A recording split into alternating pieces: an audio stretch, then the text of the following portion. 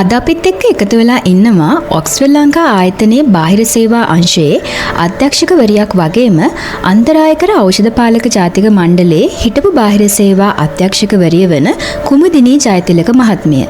ඉතින් අපි ඇයගෙන් දැනගන්න කැමති ඔබතුමියගේ අත්දැකීමත් සමගම ඔක්ස්ෆර්ඩ් ලංකා ආයතනයේ මත්ද්‍රව්‍ය ප්‍රතිකාර ක්‍රමවේදය පිළිබඳව විස්තර කිහිපයක්. ඔව් මගේ වෘත්තීය අත්දැකීමේ හැටියට මෙම ආයතනයට පැමිණෙන සේවාලාභියෙකුට අපි මූලික කරුණු තුනක් යටතේ ඔහු අධ්‍යයනය කරලා තමයි ඔහුට ප්‍රතිකාර ලබා දෙන්නේ. එතෙන්දී මානසික, ශාරීරික හා සමාජීය හැඩගැස්ම පිළිබඳව මූලික කරුණු සොයා බලා ඔහුට එම තත්වයෙන් මත්ද්‍රව්‍යයෙන් නිදහස් වීමට අපි පහසුව සලසනවා.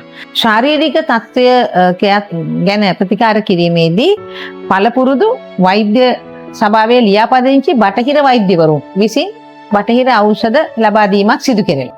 ඒ වගේම මානසික මට්ටම වෙනස් කිරීම සඳහා අප ආයතනයේ පළපුරුදු මනෝවිද්‍යාඥයින්, මනෝචිකිත්සකයන් සහ මනෝ උපදේශකවරුන්ගේ සේවාව ලබා දෙනවා. ඔක්ස්ෆර්ඩ් ලංකා ප්‍රතිකාර ක්‍රමවේදය තුළ සුවිශේෂී වූ කරුණු දෙකක් යටතේ අදහස් දක්වන්නට පුළුවන්. එහිදී පළමුවෙන්ම අපිට දක්වන්න පුළුවන් මත්ද්‍රව්‍ය භාවිතා කරන සේවාලාභියෙකුට ඔහුගේ මත්ද්‍රව්‍ය ගැටලුවෙන් නිදහස් වීම සඳහා නේවාසික නොවන ප්‍රතිකාර ක්‍රමවේදයක් හඳුන්වා දී තියෙනවා. මෙහිදී තමන්ගේ ආදරණීයන් සමග තමන්ගේ වෘත්තීය ජීවිතය ගත කරන ගමන් තමන්ගේ පෞද්ගලිකත්වය සහ රහස්‍යභාවය ආරක්ෂා කරමින් තම මත්ද්‍රව්‍ය ගැටලුවට විසඳුම් සෙවීමට සේවාලාභියට අවස්ථාවක් ලැබෙනවා.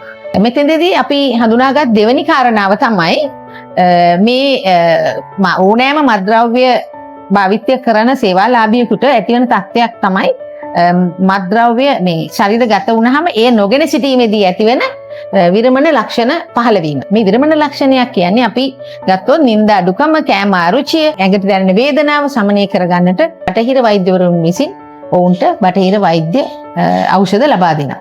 ඒ වගේම ඊටාම සක්‍රියව ක්‍රියාත්මක වෙන පසු විපරම් ක්‍රමවේදයක්ද මෙම ආයතනයේ ප්‍රතිකාර ක්‍රමවේදය තුල මා දැක්කා.